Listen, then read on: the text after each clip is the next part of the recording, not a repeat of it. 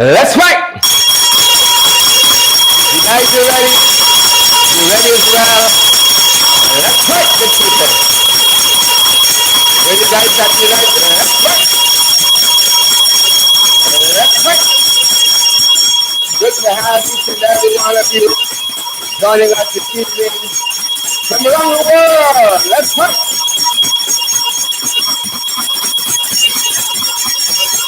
Good to see you, lovely, beautiful folks. Hit the line, smash that emoji button, partner with us.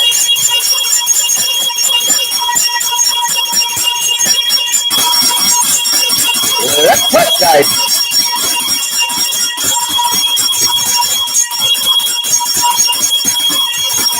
Welcome in the ring, folks. Let's fight. Let's fight. Let's fight. Yep, we're still on the murder of Quindon Bacchus. That's where we pick up our broadcast from this evening. From the East Coast and from Golden Grove, wherever you're joining us from, welcome in the ring. Welcome, welcome, welcome. Barbara Waldron, I see you there. Brenda Norton, I see you there. Diane Fordyce, I see you as well. Veronica Primo Rollins and Alexis Marcus, we see you as well. Roxanne Odessa Jacobs, Sheldon Joseph, share the live, folks. Carol Fordyce, Gail Allicock, share the live. Amabel Clement, Roxanne Odessa Jacobs, Ann Singh, Volmir Wilson, Urban Holder. Good to have each and every one of you here with us. Sheena Hazel as well, and Isabella Brothers, we see. Junior Gibbs, Charles Nelson is here as well. I see Wendy Caesar, Shauna Fortune, Marla Allicock, good to have you. Marla Pandey, Roxy, good to see you. Alicia Campbell as well. Arvil Jacobs, and all you beautiful, lovely, fantastic folks. Junior Gibbs is here as well. We see Randolph Benjamin, Nicola Bass, come on down, and Mitchell, Darlene, Jigale, and Lorraine Strick, Marvin Garraway, we see you, and Zoan Stewart, Lilith Fraser. I see Roseanne Langevine is here too. Crystal Simon Kesh, Sharma not to be left out. Donna David, Tanya Cummins, Charles Nelson. Good to have each and every one of you in the ring, guys. Dion Britton and Darlene, Nikki, Paulette, Denise. I see John Raymond, Natasha Ben, Carla Reynolds again. Good to have you folks in the ring. Welcome, welcome, welcome. Smash that emoji button, folks. Coming up, the one and only parliamentary opposition, Chief Whip Christopher Jones, the parliamentary opposition Chief Whip Christopher Jones coming up. Also, folks, the president of the Caribbean Institute, the Guyana Caribbean Institute of Democracy, the one and only Rickford Burke is going to be joining us. Wilma Grant, good to see you. Heaven Fred, Glenna Jones, Rosa Niblett, Politics, Emily Grant, good to have you folks. Boots on the ground, Rhonda Gordon, Denise, good to see you. Eula Lafferman Rubens, good to have you here. Nikki Innes, Onika Light, Paulette Hicks. Guys, we are so happy you guys are here with us. Donna Liverpool, Dan Fordyce, Prosperous, Linnell, good to have you. Yvette Haber Grant, we see you too. We see Stan Board, and we see Kim Dickinson and Everett Small. How are you folks doing? Welcome in the ring, guys. Share the live, smash that emoji button. We're fired up at this end, guys. Lola John, ready to go. Tessa Haywood, Coco Brown, and Jennifer Haynes. Come on down, Shonda Moses, Alexis Thomas. We see you out there, Alexis. Christine Foguera and Wilton Blue. Wilton, thanks for the thing. Good to have you, Wilton. Thanks for the thing. Carmilla, Tessa Haywood, Devon Austin. And I see Nessa is here as well. Nessa. I see also Freddie James and Merriman Gaddafi. Guys, welcome in the ring. Welcome, welcome, welcome to the Lorraines who have returned to Sparkle City. Raymond, Elizabeth. Good to see you, Lizelle and Antonia, Ariane and family, all the families represented in the Narayan tribe. Good to have you guys. Nandi, Melissa Lewis, good to see you as well. And Shauna, all of you fantastic folks. Merriman Gaddafi is here as well. Ann Singh is here. Paul Hopkins is here as well. And Pauline Austin. Folks, we're fired up and we are ready to go. Folks, we are still on the Quindon Bacchus issue and the demand for justice, the right to justice.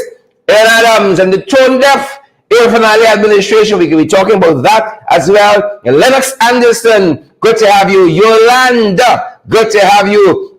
All of you folks, Eunice Cato, How are you doing, Eunice and Anne and Lisa? I see Shavane Reed and Wilson Harding. Melissa McFarlane. Good to have you here, Melissa. I ain't seen you in a couple of days. Where be us? We forgive you, Melissa. Rock and come in more often. Rock and come in. Lionheart, Cassandra Keeler, and all the other folks joining us. Paul Bourne. How are you doing, Paul and Derek McCalmont? Guys, good to have you. Welcome in the ring to each and every one of you. We're so very happy you guys are here. Wherever you're joining us, folks, wherever you're joining us from around the world, share the live, smash that emoji button, and let's get a move on, folks. Jamal Aziz, we see you there. Renella Dole, good to have you. Siobhan Fraser, Joylyn Elvis, and Shaboni Semple, Rowena Cummins, great to have you as well. Elizabeth Williams, good to have each and every one of you folks tonight. Again, we pick up our broadcast, folks, from the East Coast. Nicole and Noel and this Adash Subran, good to see you. Jordan Cook, Latoya Morris, good to have you as well. And I see Ann Beverly, Jamie Gomes, each and every one of you folks, share the live. Brennan Anderson, smash that emoji button. Osman Jackson, partner with us. Dennis London Welshman, share the live. Babani, smash that emoji button. Rachel Glasgow, partner with us. Agatha Queen, Lois McKenzie, Shannon Sichuan Mohan, good to have you. Good to have Carol Hudson as well, and Marlon Ford, folks. There are thousands of you who have joined us from around the world. It's our privilege. We're heartened, we're humbled that you folks choose to spend this time with us. Dion, Ayana, Bibi Sandy Ford, you as well, and Babani, joining Elvis, Patricia Kissoon. I see Adessa is here as well, and Shireen Bacchus. All of you fantastic folk, Don Watson, Ziggy Brudas, Justice for Quindon Bacchus, Pamela Peters, Patricia Leacock, Randolph, Benjamin, folks. We begin this evening. Welcome to each and every one of you. Whether you guys are joining us, wherever you're joining us from, we are happy to have you here. And we were just about getting started without ensuring, folks, you know we can't do that, without ensuring, just like you, we are shared to all the right places as well. We're coming down to Gaza and we're coming down to Gully as well. Stay with us, folks. Share the damn live, folks, and smash that emoji button for us. We're fired up, folks, and we're ready to go. Boots on the ground, folks. Boots on the ground. That's what's going down. Share the live. We're ensuring that we're shared to all the right places. We got to do that, folks. We got to do this. Give us a second. We're going to be right through. We're going to be right through it, guys. Share to all the right places. Coming up, Parliamentary Opposition Chief Whip Christopher Jones. Coming up, the President of the Guyana, the Caribbean Guyana Institute for Democracy out of New York. Coming up, folks, we are going to be talking about that and some other things that are happening there. We will, folks, be talking about that. Coming up. Share the live, folks. Smash that emoji button and let's get a move on. Fired up. And we are ready to go, and we hope that you guys are as well. We truly hope you guys are as well. Hold a sec for us, guys. Hold a sec. Share the live. Smash that emoji button, guys. And maybe you want to say hello to somebody. Well, y'all don't even need to ask for that. Y'all just get right to it because y'all is them bad name children. Yep. We're ensuring, guys, just ensuring that we are shared to all the places we need to be shared to. And then we're right with you guys. Hold on, man. Hold on. Somebody, don't hurry. Y'all fast, that's the whole story with y'all. Y'all too fast. Share the live, folks. Smash that emoji button. We are fired up, and we hope that you guys are as well. Fired up and ready to go. I think we've done it. I think there we are, folks. Where are you joining us from around the world? Where are you joining us from on social media? Whether that's Twitter, folks, follow us on that page. Whether you guys are joining us on YouTube, you're a tuber. Great to have you here with us, folks. If you're joining us on LinkedIn, great to have you as well. You folks are joining us on a Facebook page somewhere around the world in a group, on a profile. Welcome. Follow, like, share. You know what you got to do, folks. Come on, guys. Share, like and share. Moving on up. We're so happy that you guys are here with us. And if you're joining us on Facebook, follow us on whatever Facebook page you're following us. And I want to thank all of those who have pushed my page over 100,000 followers. So happy about that, guys. Thank you always. You matter, folks. We know that you got so many options on social media and otherwise where you can spend all of your time, but you guys gather here for what's what's happening around the country, in the region, and around the world. We're so happy, folks. We are specifically this evening quite focused, still focused. We hold the focus. Justice for Quindon Bacchus. And we pick up our broadcast from Golden Grove this evening. The family of Quindon Bacchus said very, very clearly today that, rather yesterday afternoon, late yesterday afternoon, that they're not about violence. They're not about robbery.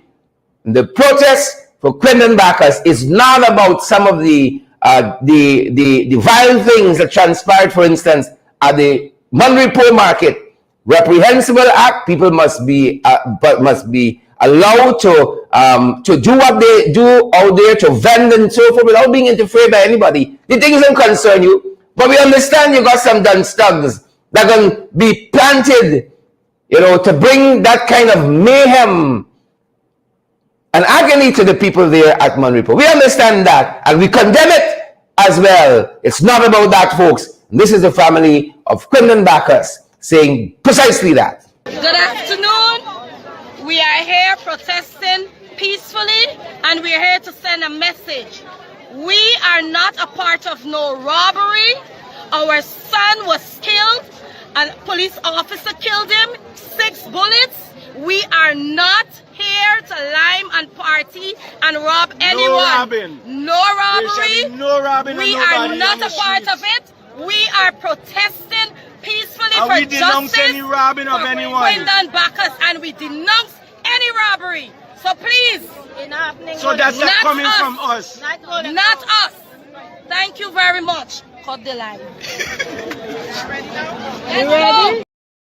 Yep, I hope some of you are taking the opportunity as we start this evening to share the live, smash that emoji button, and partner with us as well, good people. First item on the fight card. That was the first item on the fight card. The family of Quindon Bacchus says, we're not about that. And I want to play it again so some of you get it between your ears. It is not about that. Looting and destruction and the dunce thugs were implanted there among those protesters, lending their voices. Justice for Quindon Bacchus. Family says as well, it's not about that. Take another listen, folks. Take another look. Good afternoon. We are here protesting peacefully, and we're here to send a message. We are not a part of no robbery. Our son was killed. A police officer killed him, 6 bullets. We are not here to lime and party and rob anyone. No robbery. No robbing. We are not a part of it. We are protesting peacefully for justice any robbing of anyone. Quindon Bacchus, and we denounce any robbery. So please, so that's not coming from us. Not us. Thank you very much. Cut the line. You ready? That was late yesterday afternoon. And by nightfall, the police had moved into Golden Grove, meant to put down that very peaceful protest that was happening there, and fired on people indiscriminately. Pellets, rubber bullets, and we even were made to understand using live rounds as well, firing on protesters. One such bystander, passerby, if you will, was the Stabrook News assistant editor Samantha Allen, who was struck several times by pellet, and even her son, we made to understand, a St. Joseph High School student, was also caught up in that brutality, really and truly, that was unleashed on the people there of Golden Grove. And this is some of that. This is some of that. Lil Bang, you shouldn't get on the road, you stupid. Oh, schoolie babe. Schoolie babe, everything. I'm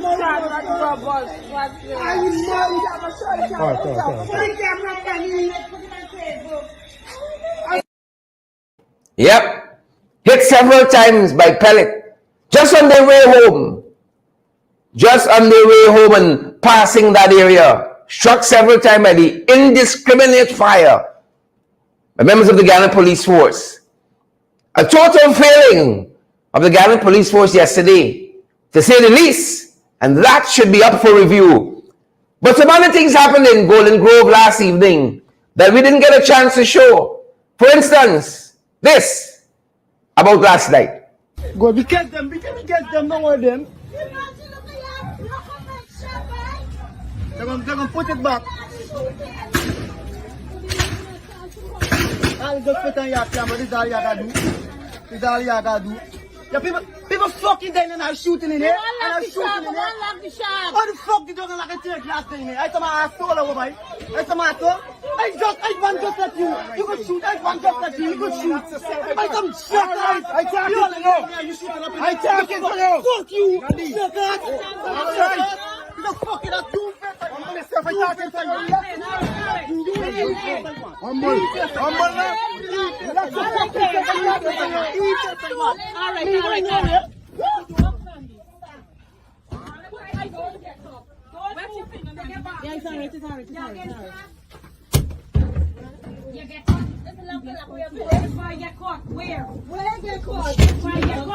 Fucking you man get caught in here. I saw my ass all the fucking about bleeding out in here, boy. I some real fucking crap, man, huh?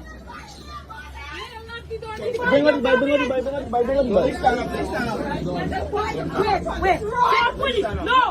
pull it. Back on the what's that, Nadi? The door can't lock and the Bible even out. No, you get hard. The Bible bleeding out in there. And the man bleeding out. It's a fucking heart or what? There's some heart all over, buddy. Fucking youth man bleeding out and shooting up on people in there. There's some fucking heart all over, buddy. There's some real fucking crap, boy. The man bleeding out and I'm shooting up in there. There's some heart all over, boy. It's a fucking done here. The man bleeding out and I'm shooting up on the people. You can't go to the man go to the center. But the fuck the ambulance there? I saw a crowd, man. Yeah, you motherfuckers supposed to go and start shooting up there. You can't go there.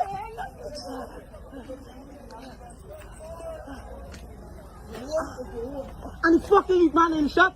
But you're not sure now, but you're a fucking asshole, but you can't go there. You got to the man's ambulance here. Man's a real fucking crash, man.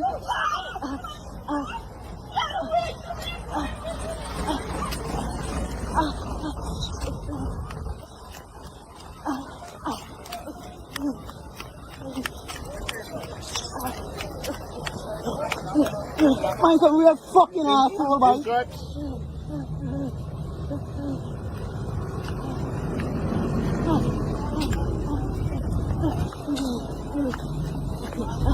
You can't in this fucking shop and I'm shooting people. Like you're a fucking trainer, man. No, you see them people. You man are in the shop and they're still shooting up me on the shop.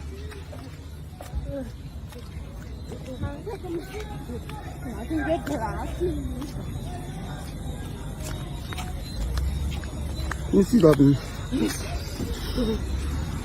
I can feel grass. Yep. Let me see that.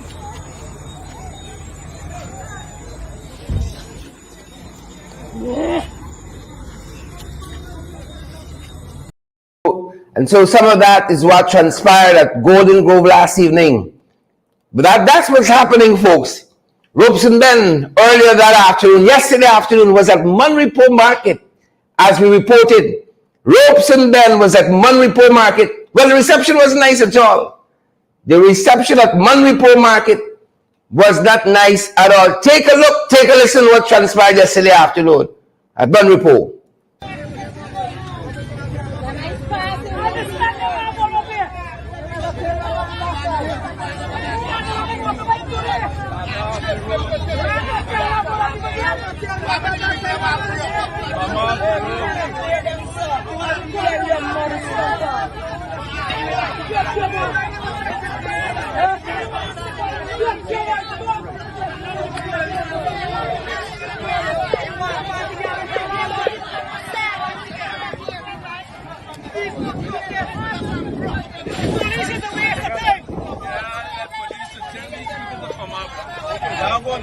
Y'all come out.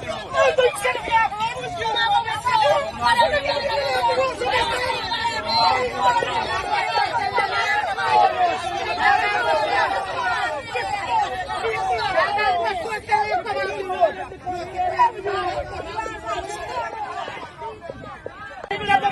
come with me. You come with me. You come with me. You pay to taxpayers money for you. No. You got to pay from who? You need pay. You can pay that to people. Come on. No.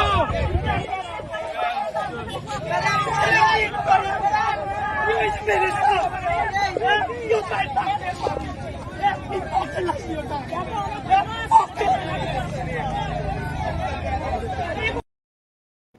Yep. That was Manripo and the reception that Ropes and Men got there. Also at Manripo yesterday afternoon, folks. Also at Manripo. Yeah, you ready, gas? What? Then people dead here now. People dead here now. Hey, man! Man, do that, not good.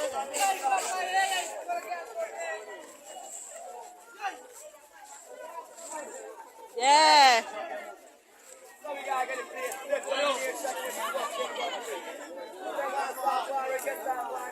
Daddy boss gone, bye.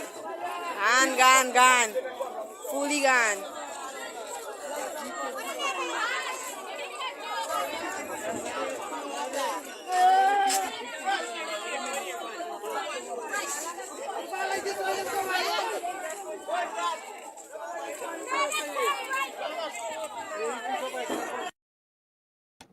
I'm sure you heard that. Throw the gas. Where the gas? Throw the gas. Guyana gone.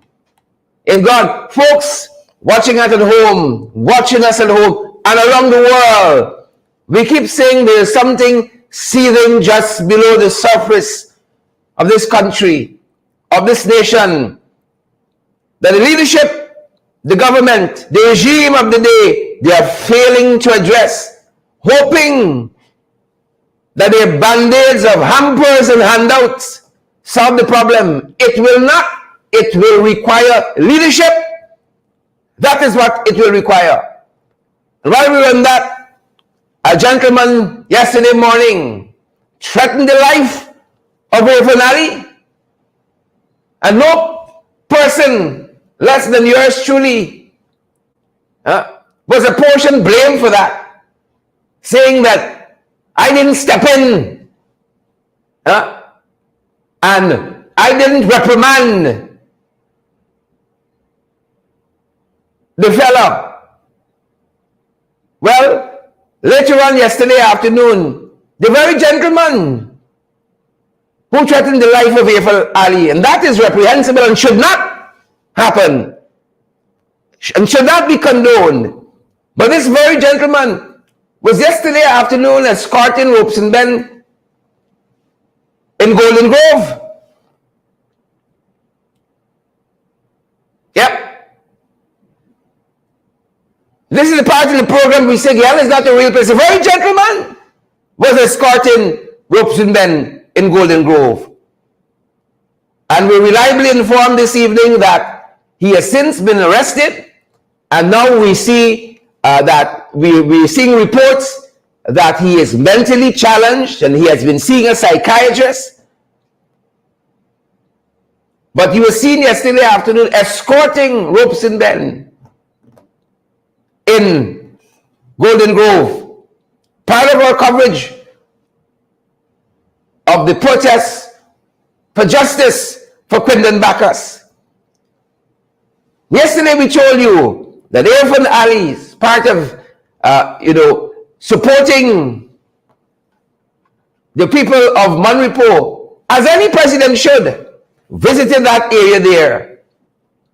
Yep. But many have said that the president's failure to go further up East Coast to places like Golden Grove, for instance, failing to venture there, tells us that it's not one Guyana. It is not one Guyana as preached by Irfan Ali at all. And while that was happening, you know, some unsavory actions took place there at the Manripo market that should not happen, cannot be condoned. We saw Vindhya Prasad there as well today. Minister of Social Protection and Human Services, and the minister was there to offer trauma and counseling support and other services. Trauma and counseling support and other services to the folks there at the Monrepo Market. And one wonders what has happened to the Bacchus family if such services were offered to them as well for the trauma of having lost a son, shot 6 times. Once in front, 5 times to his back. Is this administration tone deaf in terms of race relations? Are they tone deaf? In addition to that, when Nathan Ali was there yesterday, there was a promise compensation for the folks who suffered loss yesterday. That took place today. One woman said she lost $3 million in pylori and egg balls.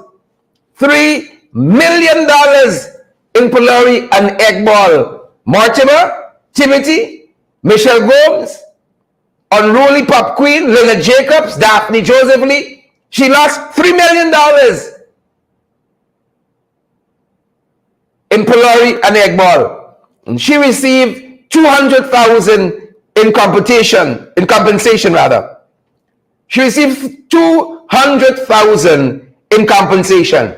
In addition to that, there were other vendors who received compensation as well. One woman said she received $1.5 million for damages to goods and the vehicle.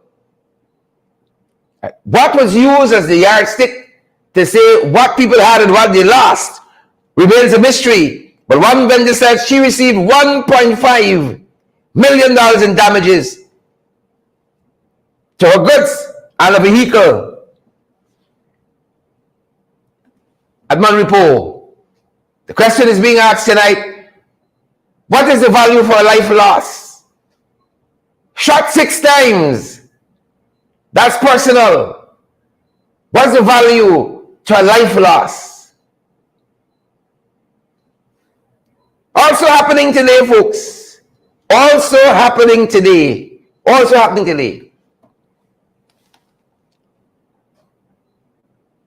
Imran Gaza Sattar made some comments on TikTok. And Imran says, you should kill out all black people. Questions again being asked today. Is Imran going to be investigated? Jason Aaron, Teacher Allison, Melissa McFarlane, brace yourselves. Brace yourselves. Fucking police, them all look like a fucking thief. Yeah, black man that's like fucking jump houses. Yeah, fucking Matty black man, shoot you like a Matty black man. Your mother's gonna get fucking sense, eh? The fucking man down there and gonna. Oh, mother's gonna the policeman, yeah, gotta look for. Kill the police out. No fucking cool the people do ya not is yeah, old Matty black man shoot a Matty black man. Your mother's gonna go from fucking racist now, eh? Your mother's gonna dotage bad black man. And your mother's gonna get sense. Like I can never fucking go to school. I need to go fucking school. And your mother's gonna dotage bad. I never see fucking black man so yet. Eh, burning fucking burning up fucking people vehicle. But hey, black people and pies and your mother's gonna out keep a party. And fucking make sure invite all your mother's gonna all the black man in this country. Cook and get your mother's gonna fit and show pies in your fucking food and get you dead out of your mother's gonna. After I ain't get no fucking sense black man. Me said I am known as fucking Gaza on TikTok. I kill all your mother's cunt out if I get the fucking chance to kill black man. I shoot all your mother's cunt out. Imran, known as Gaza on TikTok, sharing his thoughts with the nation. The responses were swift and very much so. This is just one of them. Folks, we say to you, there are issues that are just seething below the surface of this nation, and it will take leadership, folks. Are you guys sharing the live so others get valid and credible information? It will take leadership. The responses were swift. This is such one. All right, Imran from Langtop. You better don't let non-black man see your mother skirt no way. Cause anytime you see you, why we slapping out your fucking head, don't get sense. You want poison black man? You want poison black man, kill black man? Imran from Marimport, Langtop. Yep. Of course, guys, we do not subscribe to violence of any kind against any person. But it will take leadership. That is too much failing in this country. And the authorities look as though, again, they're only interested in, band-aids of handouts and hampers. And while that was happening, Imran Gaza from TikTok, he came out with an apology after that. And one wonders whether the apology does more harm than good. Hey guys, good afternoon, what's up? Well, y'all don't know it's Gaza again. Well, you guys, yesterday the two video I posted up last night, I've been angry, I've been passionate, I've been fake. One wonders. Right, but sorry to the black people, they want to say, oh, keep a party and kill out all y'all and stuff. I'm sorry for that, and I hope y'all understand it. I mean, I vexed yesterday all day. I've been vexed, yes. I've been vexed though, but I'm sorry though, right? So, yeah, hope y'all see the videos and y'all understand. I mean, so Imran says, sorry to all the black people who will say how we're going to kill out and keep a party and kill out all of them. Sorry to all the black people. Again, if you might have missed that, might have gone by too fast, that's the apology. Sorry. Hey guys, good afternoon, what's up? Well, y'all don't know it's Gaza again. Well, you guys, yesterday the two video I posted up last night, I've been angry, I've been passionate, I've been vexed, right? But sorry to the black people, they want to say, oh, keep a party and kill out all y'all and stuff. I'm sorry for that, and I hope y'all understand it. I mean, I vexed yesterday all day. I've been vexed, yes. I've been vexed though, but I'm sorry though, right? So, yeah, hope y'all see the videos and y'all understand. I mean, valid, credible information. We encourage you, wherever around the world you're joining us from, share the live, smash that emoji button, folks. And it wasn't finished there, because Imran regrettably had company today on social media. He had company. He had company in the form of Navindra Rekram, who said the government should put out a law to shoot protesters. Navindra went on to call protesters crop dogs. There is something seething there, just below the surface in this nation, and certainly it's not one Guyana. Yeah, the fucking mad people that want to run a road, the government should put out on fucking law and stupid people who protest, shoot all of your mother's cunt and kill you, and your fucking crab dog. Where I gotta run and thief people thing, go look fucking walk at your junkie looking scunt. One man fucking dead, all of you run go protest at your mother's cunt. Are you fucking stupid? Are you hungry? Why you not go look walk? Why you not clean fucking drainer? Are you junkie are you? Eh? What kind of have to fucking do? The government got to laugh for shoot all of your mother's cunt. Cause so much of innocent fucking people life are go behind this thing here. So innocent people get catch in between. Are you fucking crab dog are you? Why not crawl in your fucking hole and stay easy?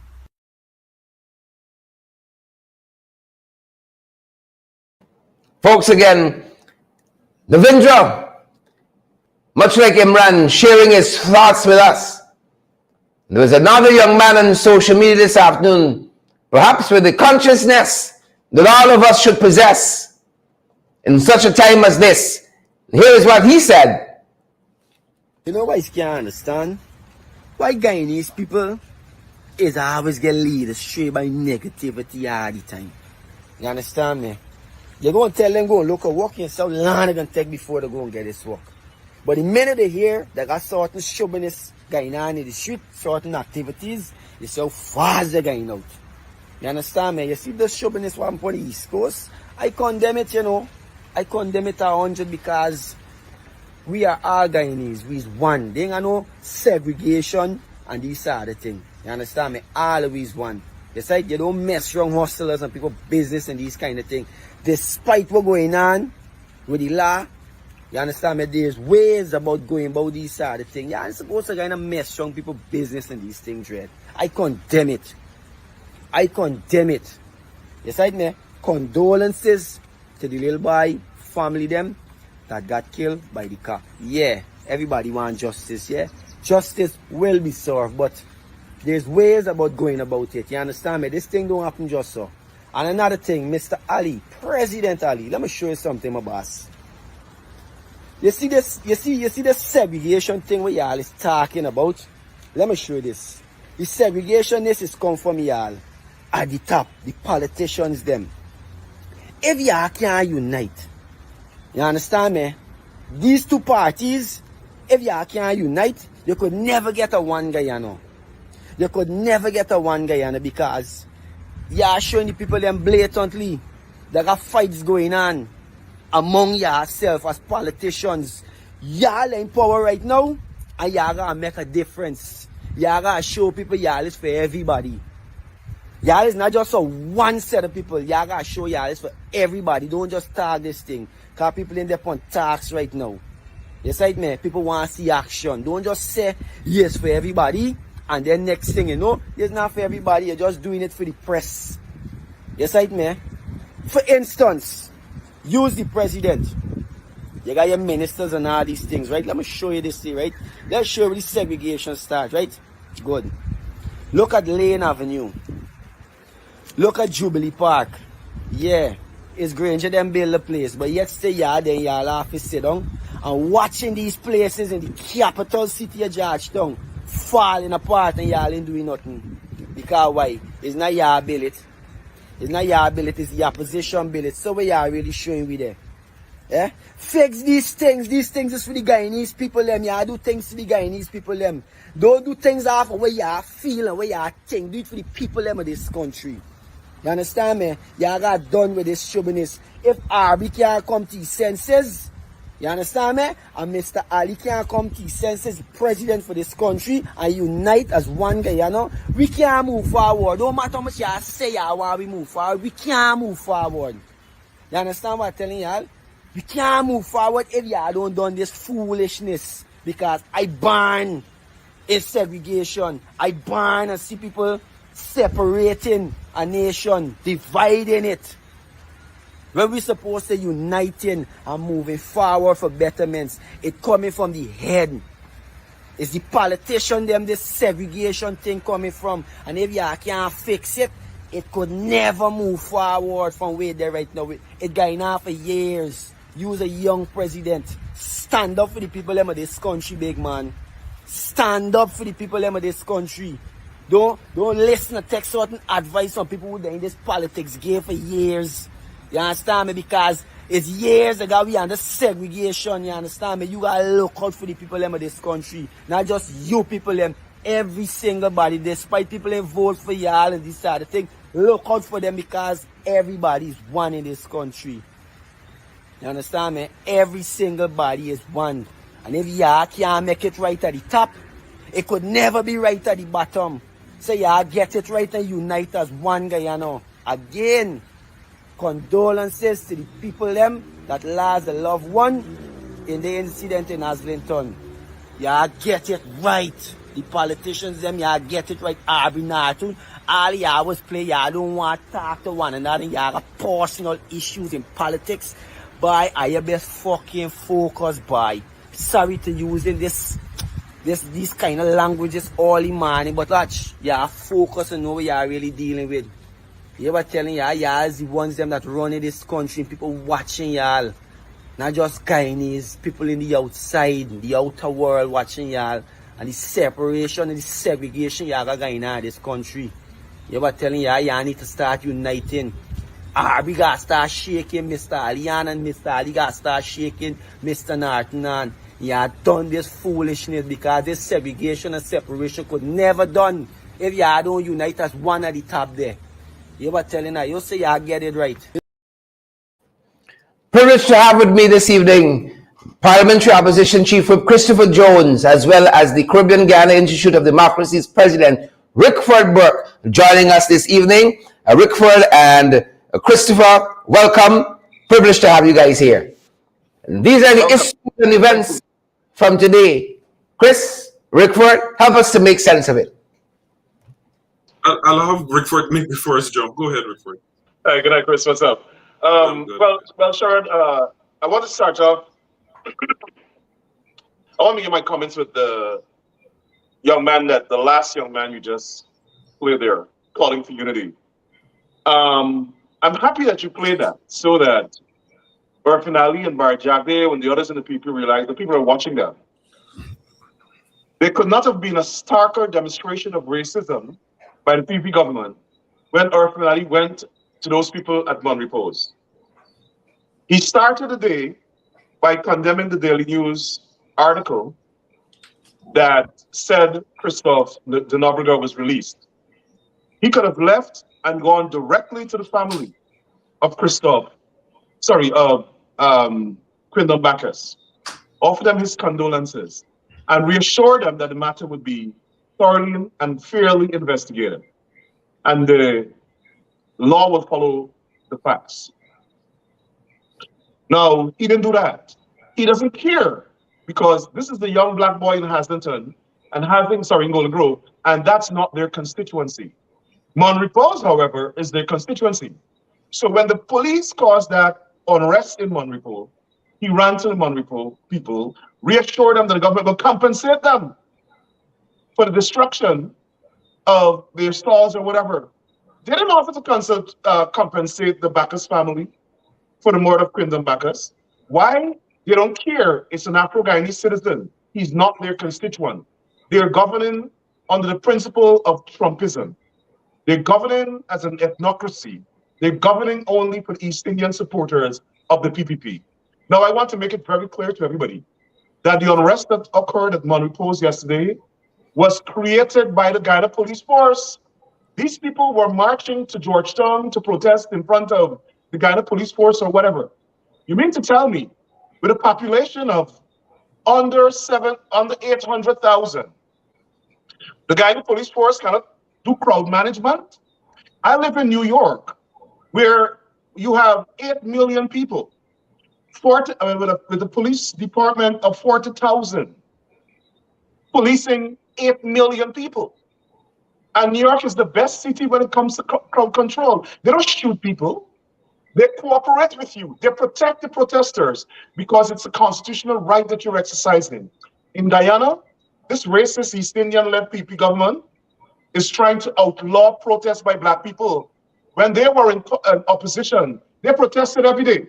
Barjagde, when them led protests, Irfan Ali, the current president, attempted to kill Karen Cummings by turning over her car in public, in the presence of police officers. And I blame President Granger for that, because he did instruct the police officers to enforce the law. And now they're shooting at people. They're shooting at people, and coordinated, simultaneous with the police, shooting live rounds at protesters. PPP had their supporters in Barbies, in Belgium, where two jumbo jet auto vehicles were seen shooting at Afro-Guyanese residents in Belgium. Nobody condemned that today. Did you hear anybody from the PP condemn those two young men? Even though the first young man, Imran or whatever his name, he called for black police officers to be killed. It's a crime. Why hasn't he been arrested? Why didn't the police put out a wanted bulletin for him? They don't care, because he's advocating the death of black people. The other one, the same thing. And let me say this finally. I noticed Irfan Ali saying yesterday that somebody has a death threat against him on some Facebook page where they commented and implied that the member of parliament didn't condemn it. Irfan Ali has on his page right now a death threat against me, Rickford Burke, where a PVP supporter, an East Indian PVP supporter, called for my head to be cut off and brought to him, and he'll pay them $10 million. And I wrote the police force. The FBI spoke to people in the Guyana government about it. On the Guyana Police Force Facebook page right now. I was just talking to Minister Government and I told him that. And I told the National Security Advisor as well. And we wrote the police commissioner on the police Facebook page. Somebody is saying, bring Rickford Burke to me in Guyana, dead or alive. That's a death threat. And the Guyana Police Force, one, refused to remove it. Two, refused to investigate the person who said it and arrest them. And I'm advised by the FBI the person resides in Guyana. So I want to say this. Irfan Ali with his death threat can go to hell because they don't condemn these things against Black people. But whenever somebody threatens an East Indian person, they run and arrest them. Amansa was threatened. She filed something with the Cyber Crime Act. So too was Adam Harris and so many other people. The Guyana Police Force refused to investigate it. Why? We are all Black people. So when they want to talk about one Guyana, right, they must consider these things. When they say one Guyana, are they talking about one East Indian Guyana? Or are they truly talking about one Guyana with 6 people? I want to know that. Rickford, just to be fair, I want to say that it cannot be acceptable when anybody threatens the president, whether it's Irfan Ali or David Granger. It cannot be acceptable. Exactly. I'm not saying it's acceptable, but I'm saying they don't enforce the law when people threaten Black leaders. And so now they're complaining about that. And that is what I'm saying. Go to hell too. Enforce the law equally. It is unacceptable for somebody to threaten David Granger. It is unacceptable for somebody to threaten the life of Barrett Jackdale. It's unacceptable for somebody to threaten the life of a regular East Indian person. It's unacceptable for someone to threaten the life of Rickford Burke, Christopher Jones, Sherrod Duncan. All of us get their threats. The PPP government promotes it. Irfan Ali has a death threat against me on his page. We wrote him. We wrote the police. We asked him to condemn it. We asked him to remove it. He has refused. He is currently promoting a death threat against me. And this, I see the communications director for CGID issuing a statement tonight that says, if the police refuse to address this matter and anybody attacks anybody from CGID, the response will be ruthless and unprecedented. And I echo that tonight. Christopher, your thoughts? Well, yeah, good night again, Rickford, Sherrod, good night to your viewers. I mean, you know, as we mentioned last night on the program, is that essentially the People's Progressive Party Civic has been at it in terms of trying to outlaw protests in Guyana. In fact, when there is a protest like what we saw yesterday, the PPP and their media houses that are aligned to them publicize it as if it is something that should be in the Guinness Book of World Record. Protests never happened before, ever. This is the first country in South America in which protests of this nature is happening. People protest when the system fails them. People don't just pick up on one day and just decide to go and protest. The Bacchus family started the protest demonstration over a month ago. They started right on the street corner. You never see Irfan Ali or any minister of the government going up to reach the relative to tell them that they are looking into the matter.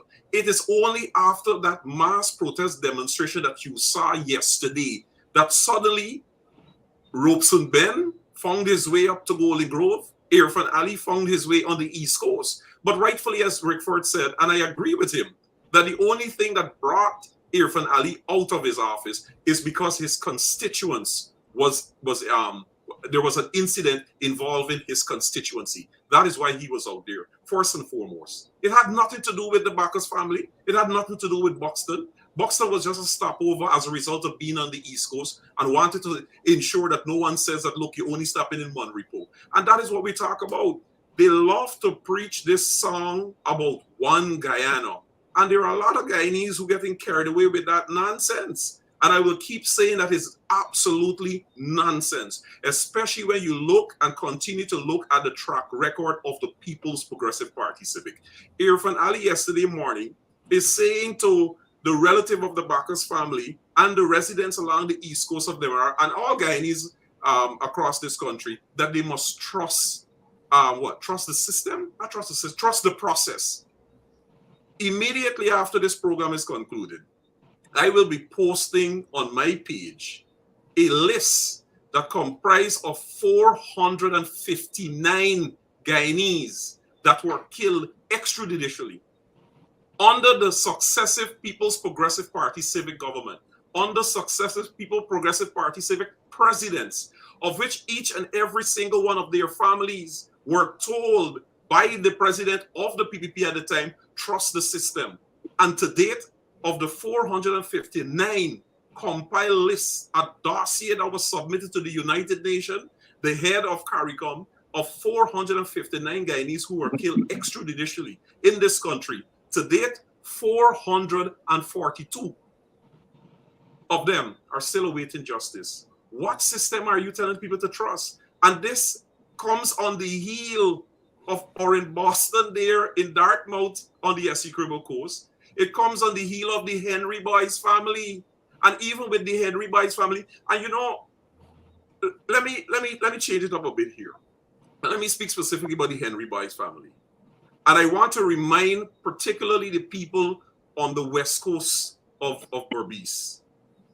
When the protest started for the Henry Boyce, Irfan Ali, as president of this country, in an address, and Rickford, I'm sure you would recall this, said that there was no justification for the blocking of the road, the burning of the tire, the raping of women. You recall that? Mm-hmm. And there were several media houses that reached out to Irfan Ali and asked him, could you identify the women that were raped in the villages of Belladrum, Paradise, Hopetown, and along the West Coast Police? And to date, Irfan Ali cannot produce a single person who was raped. But you see, he needed to put that out there, given the impression across this country and further afield that protests is happening in these African villages and women are being raped. Because they see black people as criminals and rapists. You would recall, both of you are members of parliament in Guyana. You would recall when the police attempted to remove disorderly MPs, including Priya Manichan, she screamed rape. Yes. And they were saying that the black police officers were raping them in parliament on live TV. Right. That is because the PPP believes that black people are rapists and criminals. And that's what they're telegraphing to the world. So when they say one Guyana, that is to public relations and international consumption. They don't mean that. They leave their speeches, the audiences, and go and laugh and say, yeah, we got them again like fools. Then white people from the international community believe this is one Guyana. No way, this is one Kuli Guyana. That's how some of them talk. I have a recording. It's not because I don't want to undermine my sources, where somebody from the PPP is saying, this country I belong to Kuli people. I have it, right? But I don't want to undermine my sources. So that is exactly how I mean, somebody write up in the government. That is exactly how they feel. They feel that this country belongs to them. And when we point it out, they call us racist, as if it's a strategy to get us to shut up. That's right. It's a strategy to get us not to talk about the racism. Rickford is absolutely correct. Rickford is absolutely correct. And I've been saying this. Listen, there is this elephant in the room. This huge elephant, you could even call it a mammoth in this country, called racism, that exists in employment, in allocation of resources, you name it, it exists in this country. And Chris, that is the question. That's the question I was going to ask, whether indeed that is the elephant in the room, and the facade is this one Guyana. But then we listen to Guyanese like Imran Satar. We listen to Guyanese like Navindra Likram, and we hear something that's totally different from what Irfan Ali is talking about. Clearly, these gentlemen who are Guyanese do not believe there's one Guyana. And don't forget, you said gentlemen, Cheryl, don't forget Auntie Socky. Yeah. Remember Auntie Socky from just during the recount segment? Correct. And there was a young woman who preceded Auntie Socky too. There was a young woman who preceded Auntie Socky came back the next day and said that she apologized for what she said. I drink up the little rum and empty the day before. That's why I said, listen, I always say to people, never apologize for what you say or do. Because at one point in time, it was exactly what you wanted to say. And that is the reality. So you don't have to apologize. Once you said it, at one point in time, it is exactly what you wanted to say. So come back and apologize. You know, even sometimes people say, well, I could say I'm sorry, but I don't do it already.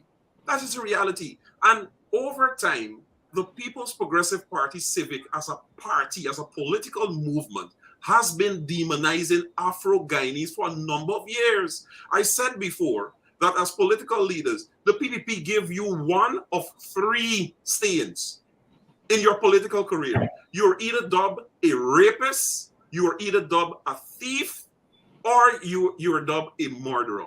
They tried it on David Granger. It was no less of a person than then Barrett Jagdeo, who said to people that if Granger becomes president of this country, the soldier man them go come and rape your daughter. That is on record. And when he realized that that wasn't working, the same Barrett Jagdeo came back and said David Granger got blood on his hands and spoke about the ballot boxes and how Granger was in charge of the Ghana Defense Force and he instructed soldiers to shoot and kill people with ballot boxes. When at that time, David Granger was just an officer up at Tamari Airport at the time. But that is what they do. They label you. Sherrod Duncan, for example, some of the comments you would see that Sherrod Duncan is a thief. They don't get Christopher Jones as a thief, sold barber chairs. Every Afro-Guyanese leadership in this country, the PPP ensures that they stain you with one of three. And that it permeates throughout the villages. So that's why when you see youngsters making those comments about black people, why y'all don't go and walk, hungry belly and so forth, that is the reality. That is what they're taught in the bottom house. That is where they're taught in the spit press from the People's Progressive Party Civic. That is the reality of this country. Now the challenge that they have is that this is not 1964, this is not 1982, and this is 2022. Where you got technology and so forth and access to information. And the instant something like that comes up, you will get condemnation and people pointing it out and so forth. Like, for example, that same youngster Satar. You see the people identify where he's from and so forth. But have you seen the People's Progressive Party Civic, the minister of the government, write on their Facebook page condemning any one of those individuals? Absolutely not. Absolutely not. It's because they support what he said. They support what was said. And then they say to us that, listen, the incident at Monrepo where people stands and everything being burnt and everything, and there's no condemnation from X, Y, and Z and so forth. Rickford and Chris, on that note, failing to condemn this, and for what it is, very, very racist remarks. Rickford says they support it. But, is Irfan Ali missing a moment? Irfan Ali could be a good installed president. They seem to be missing a teachable moment in this country to speak directly to race. Before I answer that, I want to follow up on something Chris said. No person less than the Attorney General went on national TV when I criticized him and told the people I'm a rapist, I'm a thief, I'm a this, I'm a that. I hope he's going to come to court and prove it because we intend to sue him federally and in Guyana, federally here. And I hope he has a very large bank account. And if he were very smart, he would start talking to my attorneys about settling this libel lawsuit. Now, because you're living in a basement in US. Yeah. Me and your wife. But here's something. Irfan Ali is not going to say anything that is going to place him outside of his constituency. That's why nobody in the PPP is condemning those racist acts. That's why nobody in the PPP is condemning the death threats against us. Because they don't want to cross their supporters. They want to send a subtle signal through their silence that they're complicit with them, that they support what they're saying. But they can't come out and say, but thank you, Mike, for saying that, because I want to say it a long time. I just can't say it because I'm as a minister. But them black people are dogs. That's what they think. That's what they think. That's what Priya Manichan thinks, because she's the one that said all lives matter, not black lives matter. That's what Barjagder thinks because he said the same thing. That's what Irfan Ali thinks because he said the same thing. They don't even understand the importance of Black Lives Matter in a foreign society, but they're going with Trumpism and they're going with the KKK to say all lives matter, which means black lives don't matter too, either. So he is not missing a moment. He wants to identify with his constituency. That's why they promised the people to compensate them. And They are have. compensating the people. Nothing is wrong with that, by the way. And let me say, we are talking about racism. And we're talking about it because racism and victimization and discrimination is directed against Afro-Guyanese by an East Indian-led government. And there are East Indians in Guyana that don't support that. They are law-abiding, patriotic East Indians that do not support the racist policies, that support us, and we support them. We are not talking about those people. We're talking about the racist sycophants of the PPP cult. That's what we're talking about. So I don't want anybody to go and say Rick Roberts say all East Indians. No, that's not what we're saying. Because they're East Indian people who are perfectly patriotic, loyal, they're God-fearing people, they're loving people. They don't demonstrate racism, they don't contribute to it, they don't agree with the PPP racist policies. We're not talking about those people. I want to make it very clear. We're talking about the racist followers of the PPP cult. And like the young man said it just now, if you want to have one Guyana, you as leaders will have to lead. And not because we condemn racism means that we condemn East Indian people. And not because we condemn the PPP, we are condemning East Indian people. Because the PPP is conflating PPP with East Indians. And whenever you condemn them, they go and tell East Indian supporters, you hear they're condemning the PPP, they're going to condemn East Indian people. No, they're conflating it.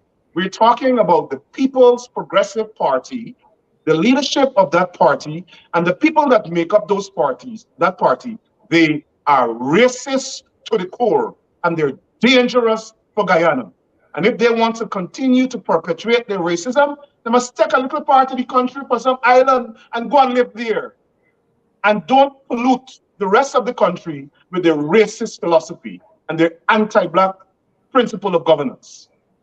Chris, I'm certain Irvin Ali has to be concerned with how with the optics of all of this. The the embassies that are here, the high commissions that are here must be shaking their heads. You know, you come to Monrepo, as Rick said, nothing is wrong with that, the compensation and all of that. We talk about trust in the process, but it seems as though the folks at Monrepo don't have to trust in the process. They can get compensation without, you know, taking anybody to court or anything like that. But the people forward of the East Coast gotta wait until the court decide and all of that. They gotta trust that process there. And even Ali, they don't get the benefit of talking to the president in their communities. He stops halfway, compensate the folks at Monrepo, but he sends the riot squad and the soldiers further up the East Coast. Something must be wrong with that, and he must know that something is wrong with those kinds of images.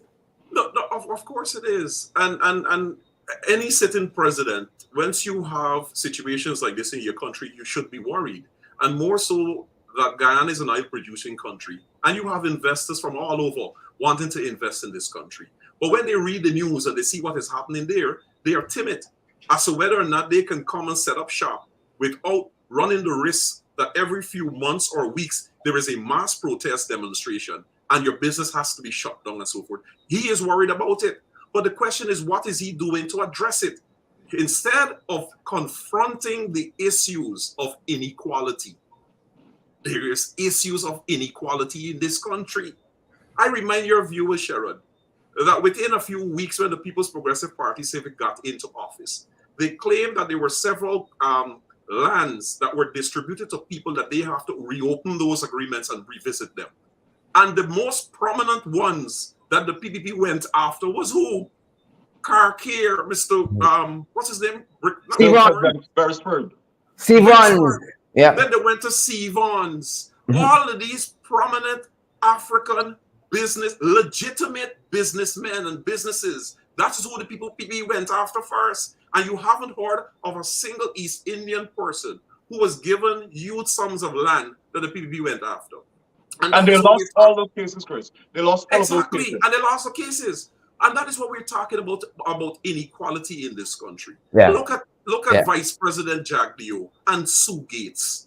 We said that he publicized the recording, the interview in its entirety, to get ahead of the storm before the actual interview was aired.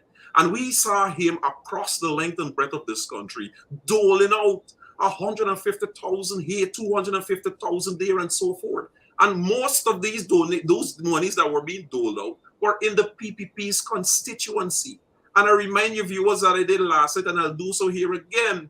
At the end of Barack Jagdeo's run around this country doling out these cash grants, he went to Fort Wellington in West Coast Police, and he went to the village of Belladrum. He had a meeting at the Paradise Community Center ground. And in those two communities, there was not a single allocation of any cash grant to any of those communities. What he gave them is promises of giving them temporary jobs. And those are black when communities.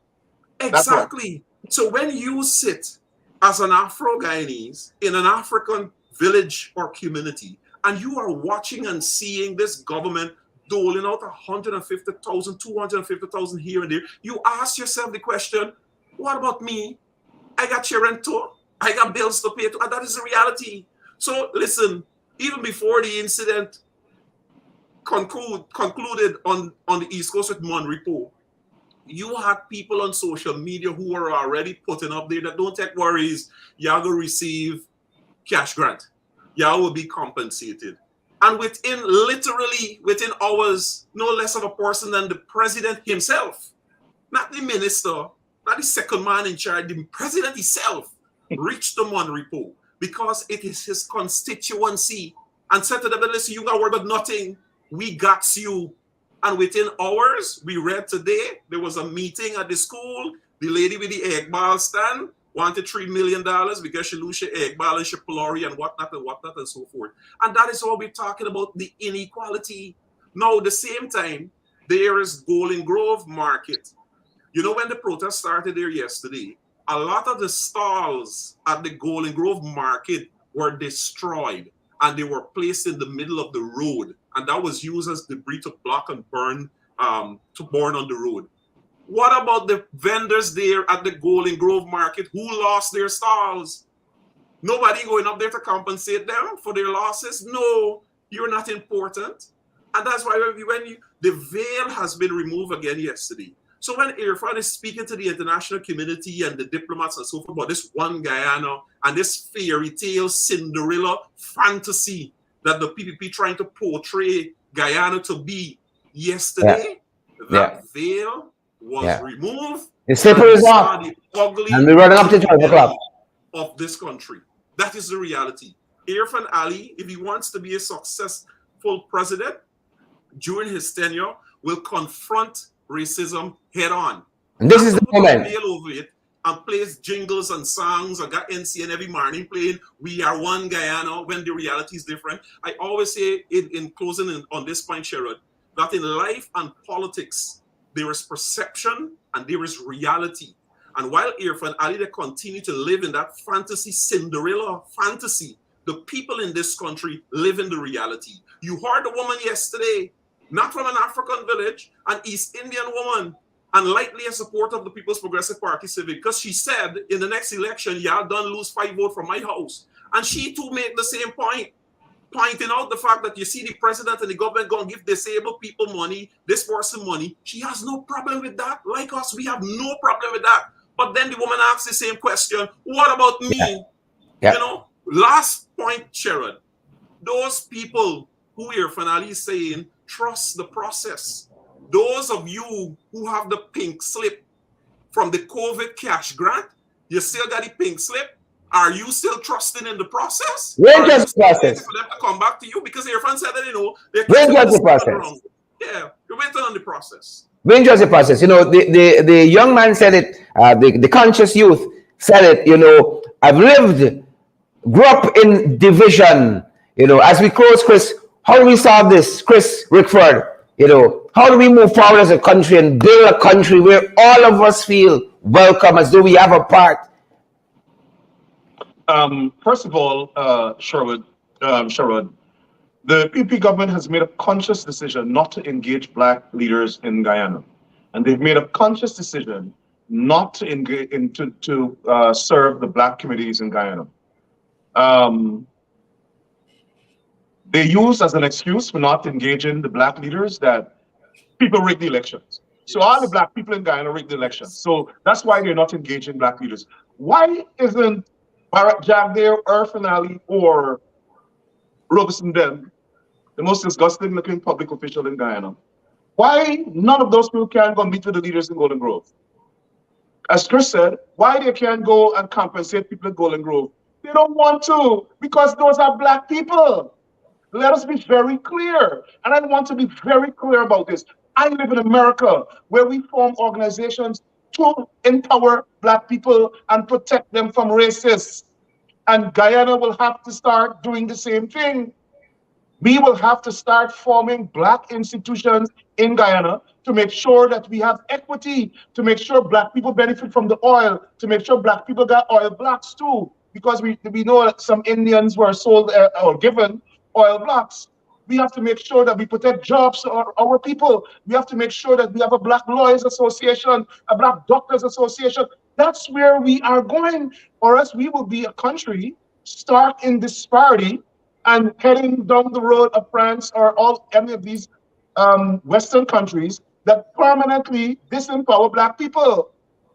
That's where Guyana is going. And I'm happy Chris mentioned investors. I want to see black institutional leaders in Guyana writing Exxon, writing the investors, going and protest at Exxon office, force Exxon to shut their office down, and they in turn will have to start lobbying the government to solve some of these problems or pull back on investing in Guyana. We have to let the international community know and investors know things not normal in Guyana. Things are not normal. Black people are under threat of slavery by these racists in the PPP. That's what they want to do. By disempowering black people, that's slavery. By taking away our rights, that's slavery. By stifling us out from economic survival, that's slavery. So those people who want to dispute what I'm saying, bring your statistics. Let us see who are the people getting contracts. Let's see who are the people that got the cash grants. Let's see who are the people that got flood relief grant. One East Indian businessman supporter, PP supporter, who's a businessman in Barbados, got almost $1 billion in cash grant, flood relief. $1 billion. I have the documents to prove it. The people could deny it. $1 billion. But the poor black farmers in Mahaika had to stage a protest before the Minister of Agriculture, Zulfikar Mustafa, or whatever his name is, went and met with the people. Right? Chris mentioned most of the people with pink slips are African Guyanese.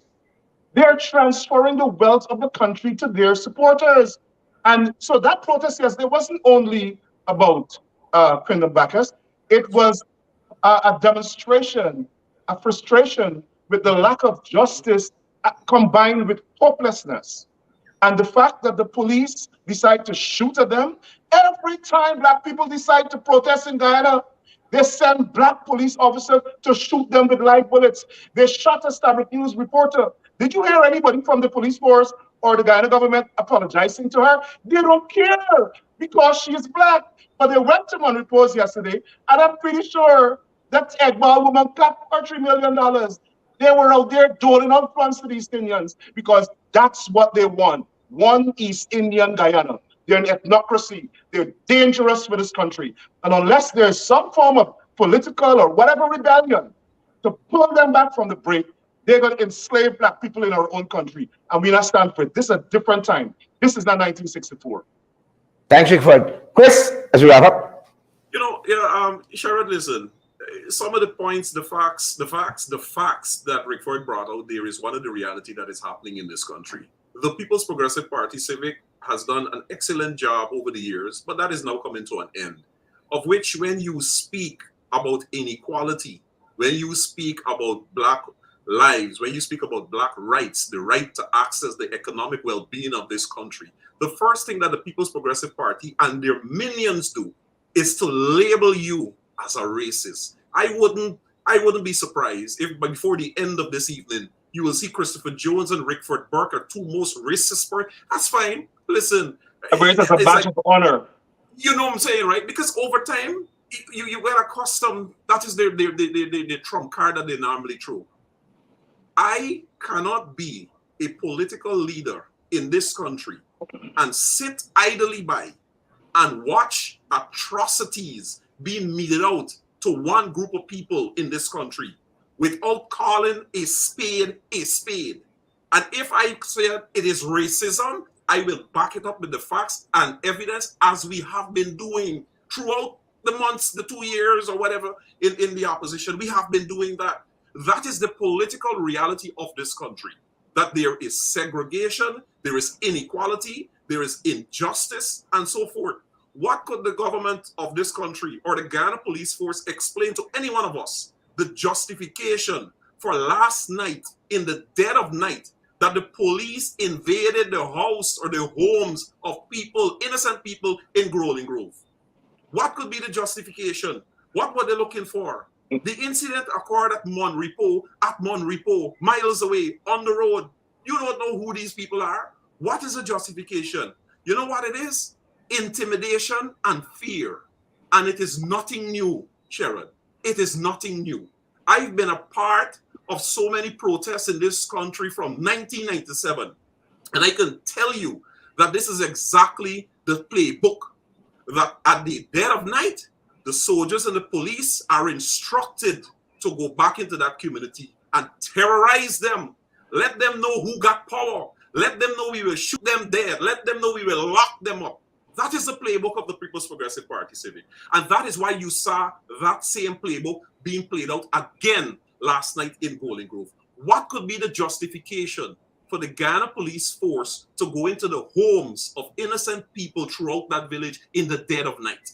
What could be the justification? Yep. The PPP, and more so Irfan Ali, as the youngster rightfully mentioned, and I was singing the same sentiments several months ago, that despite Irfan being a PPP president, installed as he is, he has a glorious opportunity as a young president, a glorious opportunity to did what his predecessors could not have done.